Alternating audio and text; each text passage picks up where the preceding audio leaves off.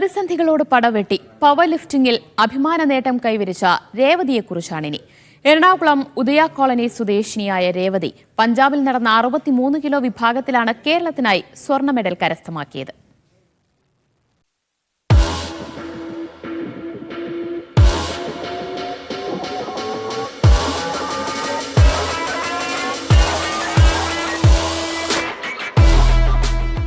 പഞ്ചാബിൽ നടന്ന ചാമ്പ്യൻഷിപ്പിൽ 63 കിലോ വിഭാഗം ഡെഡ് ലിഫ്റ്റിൽ 167.5 കിലോ ഭാരമുയർത്തിയാണ് രേവതി സ്വർണ്ണ മെഡൽ സ്വന്തമാക്കിയത്.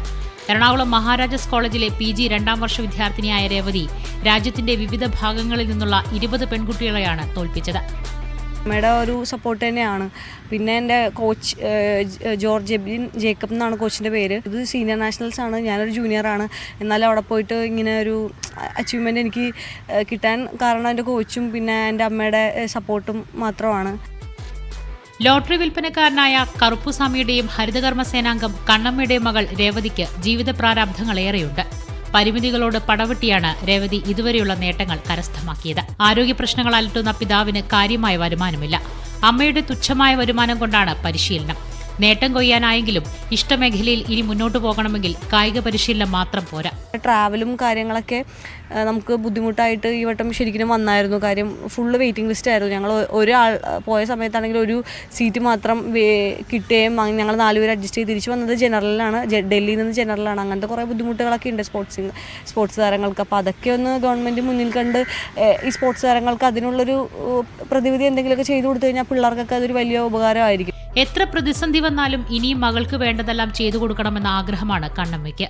അവളുടെ സന്തോഷം നമ്മുടെ സന്തോഷം. അവൾ വിജയിക്കട്ടെ എന്ന് എപ്പോഴും പ്രാർത്ഥിക്കാം. അവളുടെ ആഗ്രഹം എന്താണെന്ന് വെച്ചാൽ എന്നെക്കൊണ്ട് പെട്ടെന്ന് സാധിച്ചു കൊടുക്കും.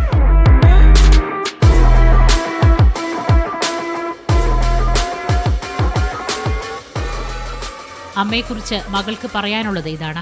ആദ്യം എൻ്റെ അമ്മേനെ ഈ ഒരു ജോലിയിൽ നിന്ന് ഈ ഒരു വേസ്റ്റ് എടുത്ത് ഉന്തിക്കൊണ്ടു പോകാമെന്ന് പറഞ്ഞു കഴിഞ്ഞാൽ അത് എന്നുവെച്ചാൽ ഞാൻ ചെയ്യുന്ന പവർ ലിഫ്റ്റിങ്ങിനേക്കാളും ഭയങ്കര കഷ്ടപ്പെടണ്ട. ഫസ്റ്റ് അമ്മേനെ ഒന്ന് കരകയറ്റുക, അമ്മേനെ ഒന്ന് സ്വതന്ത്രമാക്കി, അമ്മയ്ക്ക് കുറേ ആരോഗ്യ പ്രശ്നങ്ങളുണ്ട്, അച്ഛനും അതേപോലെ, അവരെ ഒന്ന് ഇതാക്കുക. അതുപോലെ തന്നെ വീട് വയ്ക്കുന്ന കാര്യമാണെങ്കിലും പിന്നെ ബാക്കി നമ്മളൊന്ന് ഫിനാൻഷ്യലി സെറ്റിൽഡ് ആയി കഴിഞ്ഞാൽ നമുക്ക് കുറച്ചൊക്കെ നമ്മുടെ ബാക്കിയുള്ള കാര്യങ്ങൾ കടവും കാര്യങ്ങളൊക്കെ നമുക്ക് കുറയ്ക്കാൻ പറ്റും.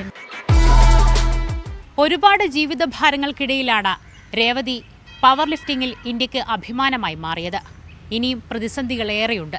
അതെല്ലാം വകഞ്ഞുമാറ്റി മുന്നേറാനുള്ള കരുത്ത് വേണമെന്നാണ് രേവതി പറയുന്നത്. അതിന് അധികൃതരുടെ കൂടി ഇടപെടൽ അത്യാവശ്യമാണ്. സച്ചിൻ സജിക്കൊപ്പം മോസ്നാസു, മീഡിയ 1, കൊച്ചി.